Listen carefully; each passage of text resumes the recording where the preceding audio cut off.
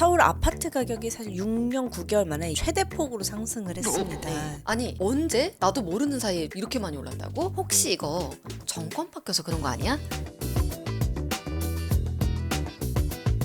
여러분 안녕하세요. 어하 반갑습니다. 6월 23일 월요일 어피티 온에어 라이브 시작합니다. 저는 진행자 박진영이고요. 오늘 뉴스토스 시간에는 바로 옆에 정하 어피티 정님 네. 정하 이게 왜 이렇게 쑥스러운지 모르겠어요, 항상. 될 때까지 할 겁니다. 네. 자, 이번 주 뉴스 저도 진짜 궁금했어요. 집값 뉴스가 계속 보이는데 아니 언제? 나도 모르는 사이에 이렇게 많이 올랐다고? 라는 생각이 들더라고요. 구체적으로는 서울 아파트 가격이 6년 9개월 만에 가장 큰 폭으로 상승했습니다. 그리고 5대 시중은행, 국민, 신한, 우리, 하나 이런 데 있죠. 5대 은행 가계대출도 이번 6월 들어서만 4조 원 가까이 급증했어요. 주택담보대출 중심으로 5대 은행의 가계대출 잔액이 많이 늘어났다는 거죠. 자, 이대로라면 한국은행이 지금 금리를 더 내릴까 말까 약간 으차으차 하고 있는데 다음 달 10일 한국은행이 기준금리 더 못 내릴 것 같다라는 생각도 듭니다. 자, 그래서 지금 부동산 폭등한다는 뉴스가 계속 뜨는데요. 실제로 폭등인지는 솔직히 전 잘 모르겠어요. 근데 이제 통계상으로 나오잖아요. 네네. 서울 아파트 가격이 다시 오르고 있는 건 사실인 것 같은데 네네. 상황이 지금 어떻게 흘러가고 있나요? 그러니까 서울 아파트 가격이 사실 6년 9개월 만에 이번 달 들어가지고 최대 폭으로 상승을 했습니다. 네. 지난 2021년, 2022년 거의 그 수준 조금 넘어가는 수준으로 이제 상승을 했는데 상승폭이 상승폭이 그때가 완전 상승장이었잖아요. 맞아요. 이제 그러면서 이제 이런 이야기가 폭등한다 뭐 이런 이야기가 나온 건데요. 사실 폭등이라고까지 하기에는 기간이 아직 길진 않아요. 근데 그래도 21주 연속 상승세를 치고 있습니다. 근데 21주 전이면 5달 전이거든요. 오. KB 부동산 매매 가격 지수 확인을 해보시면 사실 올해 초부터 강세장이었어요. 네. 근데 이제 이미 네, 5월 들어서 약간 보합으로 가다가 6월 들어서 이제 다시 확 오른 거죠. 그래서 오른 지역들을 보면요. 이제 서울에서도 서초나 강남, 송파, 용산 이쪽이 지금 역대급 불장이라고 해요. 원래 잘 나갔던 데들이 더 잘 나가는 거네요. 네, 양극화가 굉장히 심합니다. 그래서 서울에서도 외곽이나 이제 경기도 외곽은 잠잠해요, 아직은. 그래서 아파트 가격들을 봤을 때 비싼 순서대로 한 절반 정도 끊어가지고 상위 50%가 되게 잘 나간다고 보시면 됩니다. 그러니까 전체적으로 다 폭등한다라고 생각하면 안 되고 가격 순으로 쫙 세워놨을 때 상위권에 있는 근데 그 아파트들이 엄청 오르고 있는데 거래량이 또 중요하거든요. 네. 근데 뭐 신고가 뭐 했다고 해도 뭐 한두 집 정도 거래돼가지고 신고가다 이러면 사실은 시장 전체의 움직임은 아니잖아요. 그렇죠. 근데 이번에는 거래량이 좀 많이 늘어나가지고요. 실제로 거래도 활발하게 이루어지고 있다. 네네. 그래서 물론 이제 좀 감안을 해야 되는 게 7월 달에 우리 스트레스 DSR 3단계가 시행되잖아요. 네. 이 앞두고 좀 몰리는 감은 있습니다. 조금 쉽게 말씀드리면 스트레스 DSR은 대출 한도가 조금 더 줄어드는 방향의 대출 규제고 대략 쉽게 말하면은 대출 규제예요. 집을 사기가 좀 더 어려워진다. 네네, 조달하기가. 맞습니다. 한 1%에서 3% 정도 대출 금리를 더 올려가지고 대출을 받는다 이렇게 생각을 하시면 되는데 한도를 계산할 때. 그렇죠.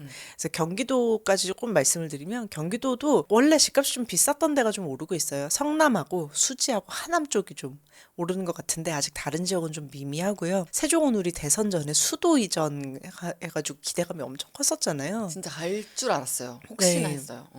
갈 수도 있고 뭐 안 갈 수도 아직 뭐 이른 것 같아요. 그 얘기가 한 번에 나오기에는. 살짝 지금 그렇죠. 확실하진 않죠. 네네. 근데 어쨌든 수도 이전 기대감이 한풀 좀 꺾여가지고요.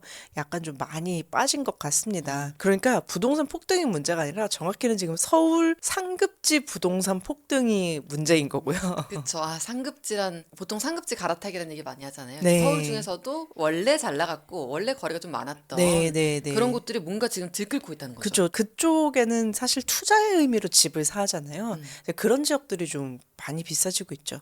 네, 사실 이제 우리나라 양극화가 굉장히 큰 문제여서 이제 서울에 살거나 출퇴근하기 위해서 치러야 되는 비용이 너무 크잖아요. 이렇게까지 점점 심해지는 것 같은데 좀 이 생각이 들긴 하더라고요. 그래서 어쨌든 오르고 있는 거는 사실이다. 그리고 말씀하신 것처럼 지금 갑자기 막 6월 들어서 대통령 당선되고 나서 지금 집값이 갑자기 팍 올랐습니다. 이런 식으로 프레임을 아, 잡는 것들이 있는데 그거는 아니고 그렇게 되면 진짜 약간 또 포모가 오거든요. 그래서 아. 조금 경계를 하고 있습니다. 맞아요. 네. 왜냐면 정권이 바뀌었으니까 이번 정권에서는 부동산 가격이 오르겠구나라고 해석을 달리하게끔 언론이 이제 곡해를 해서 네. 사람들이 더 뽀모를 자극해서 내 집 마련을 서두르려고 하는 그런 음. 현상이 나타날 수도 있죠.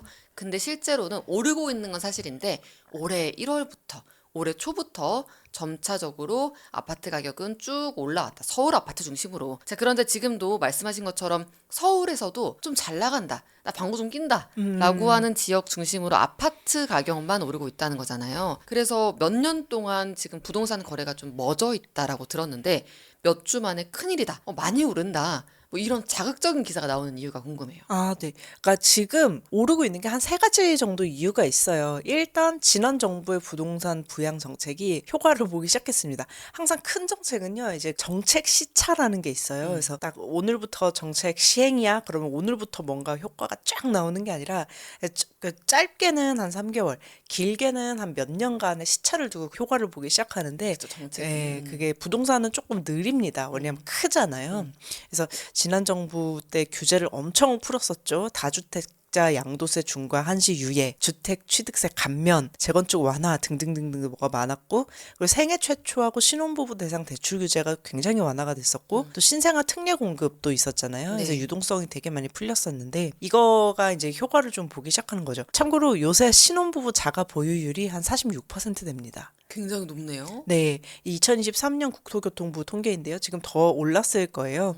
그래서 지금 이제 서울 아파트가 크게 오르는 거는 이때 풀어둔 출산 지원 정책이 축소될까봐 또 서둘러 결혼하고 또 서둘러 정부 지원 받아가지고 집을 사는 또 어느 정도는 있을 거예요. 이게 전부다라고 얘기할 수는 절대 없고요. 여러 어느 이유 중에 정도는 하나. 있을 겁니다. 그리고 또 이제 서울은 또 뭐가 또 트리거가 됐었냐면 지난 2월하고 3월에 서울시장이 강남하고 용산 요쪽에 토지거래 허가제 푼다만다 가지고 자극을 한번 확 했었잖아요. 건복 왕이잖아요. 그죠. 이때 지금 풍선 효과가 돼가지고 그때 한번 들썩했는데 다시 또 묶는다고 했으니까 내가 돈 보따리 들고 용산을 갔는데 그냥 거두기가 머쓱하네 이러면서 옆에 있는 어차피 이제 그 강남 쪽 오르기 시작하면은 여기 이제 마포라든지 이런 데 좀 오르거든요. 그래서 여기라도 미리 사둘까 해가지고 이제 풀어놓은 돈 보따리가 이제 가는 지금 풍선 효과가 좀 있고요. 네, 풍선 효과가 그런 거예요. 한쪽 누르면 풍선도 누르면 이쪽이 튀잖아요. 이쪽 누르면 이쪽이 튀고 이런 식으로 규제가 다른 한쪽을 더 부풀려지게 만드는. 맞아요. 그래서 이 부분 풍선 효과 좀 번져온 것도 있고요. 그리고 세 번째로는 실제로 민주당 정부가 들어서니까 좀 부동산 집값 오르는 데에 대한 기대 심리도 확실히 있기는 있습니다. 그게 진짜 작용을 해요. 저는 엄청 이제 작용해요. 정권이 몇 차례 바뀌면서 저도 이제 내 집을 마련하는 거를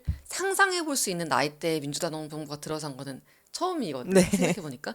그래서 이걸 이렇게 현실적으로 받아들인 적이 없었는데 네. 실제 집값 매수 심리에 이게 작용을 한다는 거죠. 네, 꽤 작용을 합니다. 그래서 일단은 말씀해주신 몇 가지 이유 좀 정리를 해보면 지난 정부 부양 정책이 시차를 두고 효과를 보고 있고 그리고 서울 강남에서 토지거래 허가제 규제를 잠깐이라도 풀었던 게 영향을 또 미치고 있고 다른 쪽으로 수요가 못 나가면서 그 정책 시차도 있고 근데 마지막 이유가 민주당 정부가 들어서면은 부동산 가격이 오를 것이다. 저는 이게 진짜 까마귀 내면 배 떨어진다처럼 그냥 타이밍상 왜냐면은 지난 정부죠. 이제 문재인 정부 때도 코로나 팬데믹으로 인한 유동성 공급이 굉장히 활발했던 게 또 시장에 돈을 풀리게 하는 이유가 됐었고 왜냐면 경기를 살려야 됐던 이건 전 세계적으로 마찬가지였잖아요. 네. 그래서 민주당 정부가 들어서서 금리가 낮아지고 돈이 풀리고 아파트값이 찌는 게 아니라 그냥 그 시점에 민주당 정부가 우연히 들어선 게 아닌가 이 생각도 들었거든요.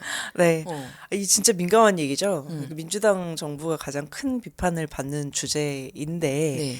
사실 뭐 민주당이 되게 오래된 우리나라 역사에서는 조금 오래된 정당인데 전체가 그랬다기보다 아마 이게 김대중 대통령 말기에서부터 노무현 정부 초기 요 때부터 이제 시작된 걸 거예요. 그래서 제가 균형을 좀 맞추기 위해서 일단 민주당 정부 편을 좀 들어주고 시작을 할게요. 이게 또 근데 없는 얘기 지어내는 건 아니고 기본 전제가 있어요. 자산 가격이 오르는 데는 경제가 잘 나가면 부동산도 당연히 올라요. 그래서 왜냐하면 인플레이션 선순환이 된다는 얘기잖아요. 그래서 부동산이 오르는 거는 두 가지가 결합을 하면은 이제 오르는데 유동성, 그러니까 돈이 많이 풀리고요. 사람들이 불안해하고 기대 심리가 결합이 되면은 많이 올라요.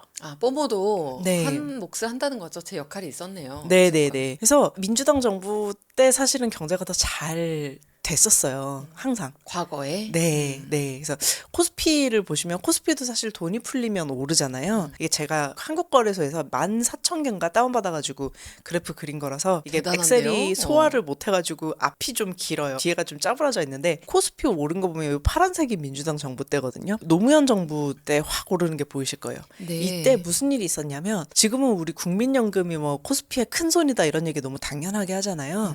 근데 원래부터 국민연금이 코스피에 투자를 했던 게 아니에요. 노무현 정부 때 시작을 했습니다. 국민연금 같은 연기금이 증시에 투자를 하는 거를 굉장히 반대했었어요. 정말 원래는 좀 모두가. 보수적이었어요. 네, 어떻게 그렇게 이제 국민의 노후를 책임지는 기금을 주식처럼 불안정한 자산에 투자를 하게 할 수 있냐. 지금 반대잖아요. 지금은 국민연금 어디에 투자하세요? 그러니까 나도 국민연금 따라서 투자할래요. 네, 그래서 이게 굉장히 반대가 심했는데 노무현 정부 때 밀어붙여가지고 2004년에 연기금 주식 투자가 허용이 됐어요. 와, 얼마? 확 오르는 거 보이시죠? 네. 이게 그 집값 오르는 거랑 똑같아요. 그 그래프 모양이. 그러네요. 약간 선수 네. 입장 이런 느낌이네요. 네, 국민연금 네. 입장. 네, 네, 맞아요. 그러고 나서 이제 그 이명박 정부가 되면서 한번 확 꺾이는 거 보이시죠? 이때 네. 집값 똑같이 떨어졌어요. 아. 그리고 이제 박스피라고 해서 그 얘기가 이때 나왔거든요. 글로벌 금융위기 이후에 그 이명박 박근혜 정부 때 코스피가 거의 그 수평을 이루고 있는 거 보이시죠? 진짜 고양이가 박스에 들어가 있는 것 같아요. 네, 그러고 나서 문재인 정부가 들어서가지고 이제 코로나19 팬데믹 터졌을 때 코스피가 한번 훅 갔다가 쭉 올라가는 거 보이시죠? 네. 그때 투자 시작하신 분들 많이 계시죠.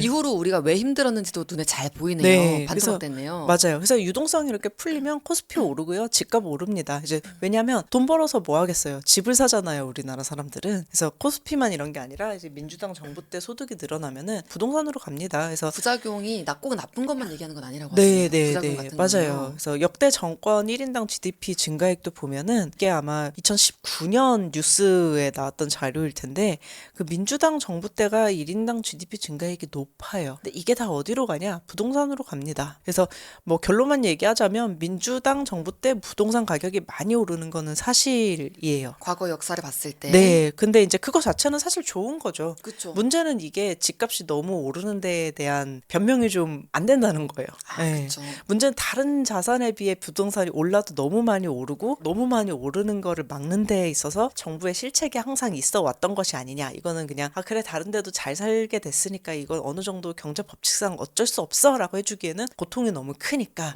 이제 이거를 변명해 줄 수는 없다. 그렇게 설명이 될 것 같습니다. 막연하게 뭐 이것도 민주당 탓하는 거 아니야? 아니면 부동산 집값 오르는 거 이거 그냥 그것 자체로 문제인데 자꾸 정치 얘기 끌고 오는 거 아니야? 네. 라고 생각할 수도 있는데 정치와 경제는 여러분들 늘 말씀드렸죠. 하나다. 정경유착 이렇게 말씀드렸는데 그렇다면 각 정부의 시기별로 부동산 시장이 어땠는지 그러니까 정책적인 얘기들은 지금 잠깐 하셨었고 우리가 그래프로도 한번 봤잖아요. 큼직한 네. 사건들. 그렇다면 각 정부의 시기별로 부동산 시장의 분위기는 어땠는지 어떤 이슈가 있었는지 이런 것도 정리해 주시면 좋을 것 같아요. 네네. 우리 고도성장기 끝물 그리고 이제 민주화 이전이랑 비교하는 거는 의미가 좀 없어요. 왜냐면 그때 진짜 많이 폭등해. 너무 이제 물가가 오를 때라서 고도성장기는. 그때는 예. 너무 과거죠 이제. 그쵸, 그쵸. 그래서 어느 정도 이제 지금의 환경이 갖춰진 다음부터 한번 볼게요. 그래서 노태우 정부 때가 그 민주화 이후에 고도성장기 정말 끝물이었는데 이때가 집값이 정말 폭등을 했었습니다. 그래서 올림픽 특수에 이제 외화가 밀려 들어오면서 전국 집값이 한 1년 만에 한 40% 올랐나? 뭐 그 정도 이제 뭐 문재인 대통령 때 이제 팬데믹 때 더 올랐지만 그 이때까지는 여기가 아마 전부 되게 막 엄청 올랐을 거예요. 그래서 1기 신도시를 이때 개발을 합니다. 뭐 일산이라든지 분당이라든지 지금은 너무 익숙한 도시 이름이 이때 그렇죠. 개발이 되고요. 일기 신도시. 네, 이걸로 집값이 대체로 잡혔는데 이때 이걸로 집값이 잡히다 보니까 다들 이제 집값을 잡으려면 신도시를 개발한다 이 공식 같은 게 생겼는데 그때만 못해요. 왜냐하면 이때는 정말 아직 이제 서울 주변에 출퇴근이 너무 용이한 곳에 개발이 하나도 안 됐던데 한 번에 200만 호, 300만 호 공급을 했었거든요. 근데 이때 서울이 1000만 명 인구를 막 찍었을 때예요. 그러니까 서울보다 더 서울에 가까운 데도 있을 수 있잖아요. 일기 신도시는 거기에다가 서울 인구의 한 3분의 1 정도 집을 한 번에 세우니까 집값이 잡혔던 거고요. 와 근데 엄청 파격적이긴 하네요. 지금 네, 들어보니까. 맞아요. 그 이후에는 사실 신도시가 그렇게 효과가 있지는 그 않았었어요. 정도 규모도 없었을 것 같고요. 어렵죠. 왜냐하면 이미 다 좋은 자리는 다 차지를 했으니까. 근데 어쨌든 아파트 위주 문화가 이때 정착을 했고요. 이제 김영삼 정부 때에는 아파트가 서울이 고작 2%밖에 안 올랐습니다. 집값이. 근데 이게 좋다고 생각을 하면 안 돼요. 외환위기 탓이었거든요. 그래서 김대중 정부 때는 이제 외환위기 극복하느라 정신없는 시기였는데 이때 뭐 IT 버블 있고 뭐 벤처닷컴 막 나오고 그랬었잖아요. 근데 IT 인프라 깔리고 뭐 후반부터 외환위기 극복하고 우리나라 경제가 엄청 컸어요. 그 이후에. 그래서 그 김대중 대통령 때 한 60% 올랐습니다. 집값이. 저도 아까 표 보고 깜짝 놀랐던 게 네. 와, 이때 소득이 이렇게 많이 늘었다고? 엄청 늘었어요. 완전. 근데 그 사이에 있었던 일을 뭔지 아는데 네. 뭐 IMF 외환위기하고 닷컴 버블도 있었었고 그쵸. 신용카드 대란도 있었었고 네. 근데 그런 사건도 사건이지만 어쨌든 국민 소득도 많이 오르고 엄청 올랐죠. 부동산 가격도 네. 올랐다. 그래서 부동산 가격이 이거 사실 이제 정부도 정부인데 좀 정부랑 상관없이 시장은 연속되는 거잖아요. 그래서 김대중 대통령 때 60% 오르고 노무현 대통령 때 56% 올랐는데 이게 연속이니까 합치면 얼마나 오른 거예요? 진짜 너무 많이 오른 거잖아요. 그리고 이때 이제 막 내 집 마련을 해야 되는 나이대였던 분들이 기억이 명확할 것 같아요. 되게 선명할 것 같아요. 맞아요. 우리가 느끼는 지금 내가 코로나 팬데믹 전에 그때 좀 연끌 해가지고 집 샀으면 이런 게 그때 당시에 만약에 온라인 커뮤니티가 있었으면은 네. 좀 불탔을 것 같기도 하다. 저희는 그쵸. 좀 어린 나이여서 네. 사실 잘 몰랐었는데 그때 그래서 투기 과열지구라는 규제가 처음 등장을 하고요. 그렇구나. 네, 노무현 대통령은 이제 정부 들어서자마자 부동산 투기와의 전쟁을 선포를 했는데 막 그 맘대로 안 되죠. 잡는다고 잡히는 게 아니죠. 절대 그렇게 안 되죠. 왜냐하면 경제가 성장하는 만큼 그 이상으로 성장을 하기 때문에. 그래서 우리 중국이 이때 또 세계 무대에 등장해서 폭발적인 성장을 할 때여가지고 우리는 지리적으로 되게 인접해 있으니까 그걸로 돈을 많이 벌었어요. 네. 그 돈이 또 부동산으로 엄청 흘러 들어왔고요. 그러고 나서 이제 이명박 정부가 되면 이때 글로벌 금융위기와 함께 시작을 했잖아요. 2008년. 전 세계가 저성장 국면에 진입을 합니다. 규제가 대폭 완화가 됐어요. 그래서 하우스 푸어 하는 게 이때 등장을 했는데 서울 가격이 또 3% 하락을 합니다. 하락을 했어요. 네, 그때 하락을 합니다. 이명박 정부 때는. 그리고 박근혜 정부 때는 디플레이션이 더 심해가지고 부동산 규제를 어마어마하게 완화를 해서 있던 걸 다 없애고 LTV를 90%까지 풀어줬었어요. LTV는 모두에게. 주택 가격 대비 내가 대출받은 금액의 비율을 뜻합니다. 네, 그러니까 제가 그러니까 한 5억짜리 집 살려면 5천만 원만 들고 있으면 되는 거였어요. 그러네요. 내연금으로는. 네, 이때는 정말 집을 그냥 막 샀어요. 어떻게든 뭐라도 해보려고. 근데 보면은, 그러니까 그 정부별 성장률이 세계 경제 성장률 추이랑요 차이가 거의 안 나요. 그러니까 물론 이제 전 세계 경제 성장률하고 비교를 하면 약간 불공평한 건 있죠. 왜냐하면 우리 가면 갈수록 선진국은 덩치가 커지니까 경제 성장률이 줄어들잖아요. 근데 전 세계 평균 성장률은 10% 20%씩 성장하는 그런 국가들하고 다 평균을 같이 내는 거고. 그래도 세계에 무슨 일이 있으면 우리나라에도 무슨 일이 있고. 당연하죠. 네, 세계가 잘 봐요. 되면 우리나라도 잘 돼요. 왜냐면 우리는 수출 위주로 가기 때문에. 그렇죠. 그래서 부동산도 비슷하게 가요. 이제 정도의 차이만 있을 뿐. 그래서 어쨌든 이제 이명박 대통령 때 규제 엄청 풀었고 왜냐하면 이제 살려야 되니까 박근혜 대통령 때도 규제를 너무너무 풀었어가지고 이제 박근혜 정부 때 초기 중기까지도 부동산 가격이 막 이렇게 곤두박질 치다가 말에 이미 한 10% 정도 오르고 있었어요. 이제 문재인 대통령은 요걸 받은 거죠. 그렇죠. 이런 식으로 바톤 터치하듯이 뒤에 넘겨지는 게 있네요. 정책 효과가 시차도 있고 또. 네, 맞아요. 그래서 그 문재인 정부가 지금 생각하면 부동산으로 욕을 먹는 게 너무 이제 비판이 많잖아요. 근데 어차피 바꾸기 힘든 환경이에요. 왜냐면 돈이 있으면 집을 사는 건 우리나라 사람들이 변치 않는 조건이라 유동성에 따라서 결정되는데 이거를 자꾸 이제 무시하듯이 얘기를 하니까 그러니까 집값이 오르는 거는 기정사실로 두고 여기에 대해서 이제 겸손하게 태도를 가져가야 되는데 다 잡아버리겠다 이렇게 얘기를 해가지고 미움을 좀 많이 샀던 것 같아요. 이번 정부는 또 이제 결국 그 지난 정부도 유동성을 엄청 풀었잖아요. 이거를 잡겠다고. 그래서 이번 정부는 결국 이제 지난 정부 때 지난 민주당 정부 때 부동산 때문에 정권을 잃는 셈이어서 되게 좀 긴장을 하고 있는 것 같아요.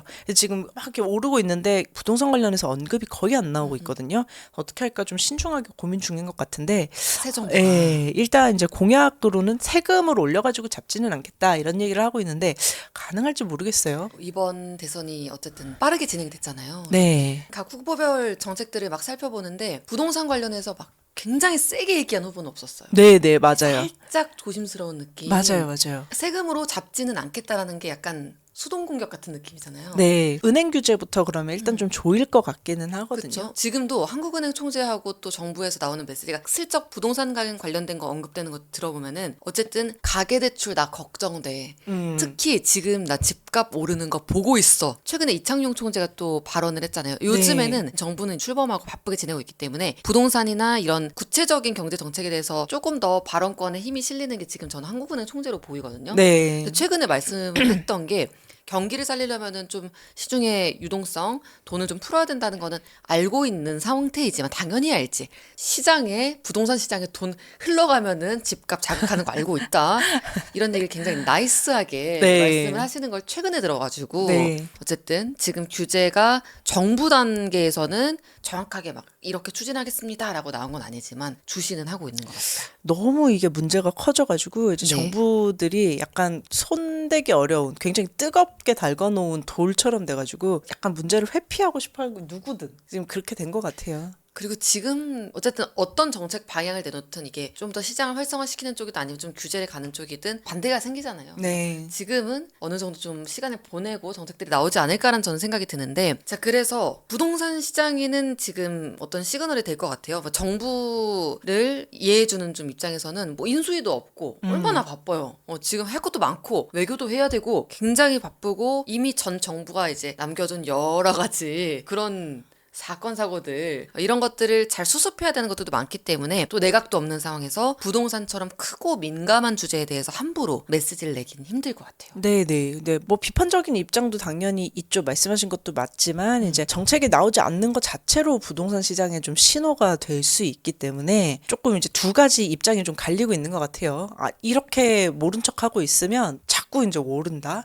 그리고 또 약간 이해를 해주는 입장에서는 아니 지금 이게 아직 인수위도 없고 내각도 없는데 어떻게 함부로 하란 말이냐. 설익은 메시지 던지면 이게 더 문제가 된다. 이 두 개의 신호가 있는데 둘 다 맞죠. 어쨌든 윤석열 정부 때 금융당국은 규제를 엄청 했어요. 물론 이제 정부에서 엇박자를 내기는 했지만 근데 지금 문제는 금융당국이 너무 조용해요. 그러니까 한국은행이나 금융이나 이런 데서는 메시지를 조금 내줘야 되는데 인사이동이나 조직 개편이 어떻게 될지 모르니까 실무자들이나 그 이제 금융당국 의사결정자들이 좀 손을 놓고 있는 것 같은데 이거는 좀 빨리 매조지가 됐으면 좋겠어요. 왜냐하면 너무 민감한 문제잖아요. 그래서 금융당국하고 이야기를 빠르게 하셔가지고 좀 안심을 시켜주고 이제 정책 방향을 좀 잡아주셔야 될 것 같아요. 네. 왜냐하면 실무자들은 안심이 안 되면 일을 못해요. 왜냐하면 언제 바뀔지 모르는데 무슨 일을 하고 싶겠어요. 이게 추진이 안 다 되죠. 책임이 되거든요. 올해 상반기에 좀 그런 일들이 많았죠. 자, 근본적인 얘기로 좀 넘어가 볼게요. 음. 부동산 시장 많이 과열됐다.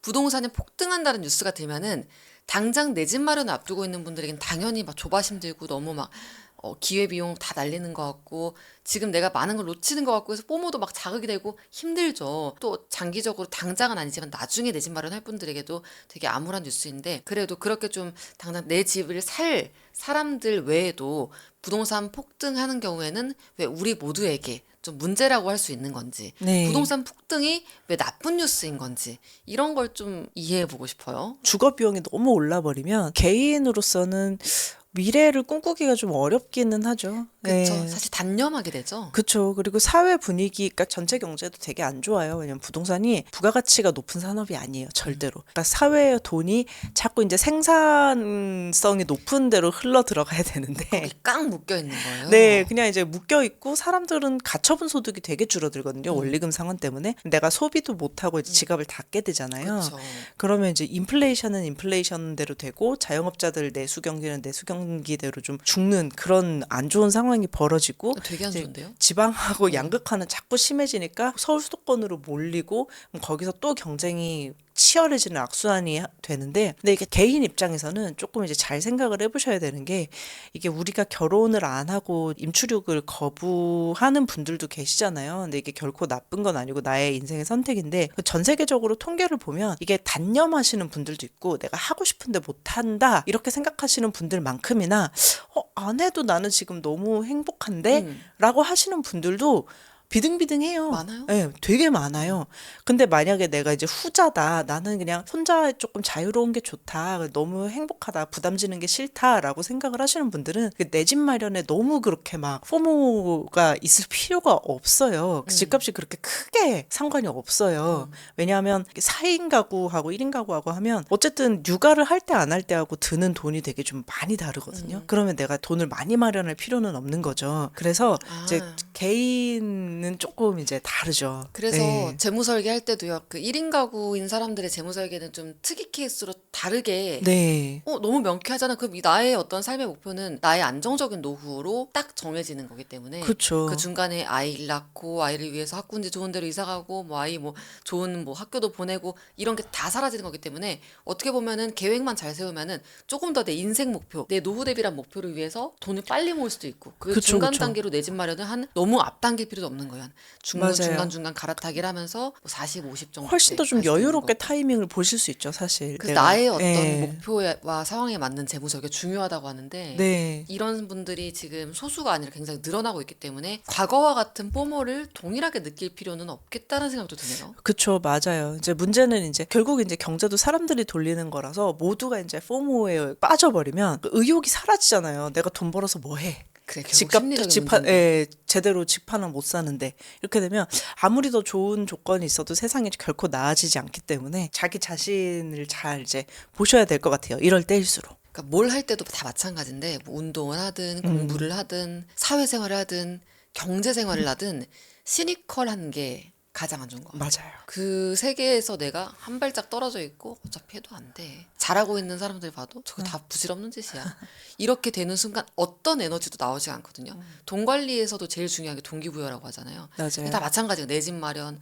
내가 조금 더 소득 활동을 열심히 해가지고 경제생활로 잘 재테크를 해가지고 더 벌고 불리고 더 나은 환경으로 갈 수 있다는 그 믿음이 붕괴돼 버리면은 굉장히 맞아요. 나쁜 것이기 네. 때문에. 그래서 자, 맡겨놓은 정답 찾습니다. 어떻게 해결해야 될까요?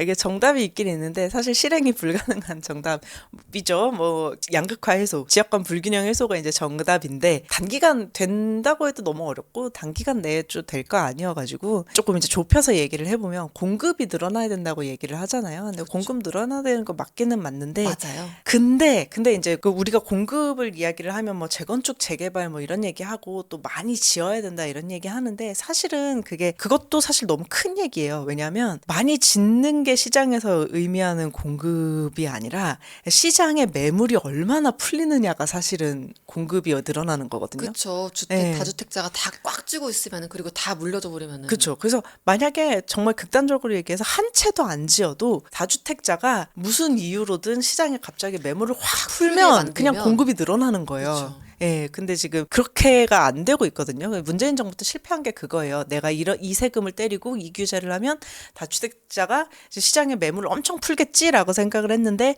안 됐잖아요. 그 똘똘한 한 채가 그 얘기였거든요. 근데 이제 안 됐고요. 우리 박원갑 박사님이 만든 그 단어. 맞아요. 그래서 재건축 재개발하면은 공급이 늘어나서 집값이 안정이 된다 이런 얘기 하는데 사실 생각을 해보세요. 재건축 재개발하면 집값 다 오르잖아요. 그러니까 우리 언론이 약간 건설사의 편을 들어줄 때가 좀 있어요. 건설사 지분이 많아서 그런 거예요. 네. 그 얘기 안 하려고 그랬는데.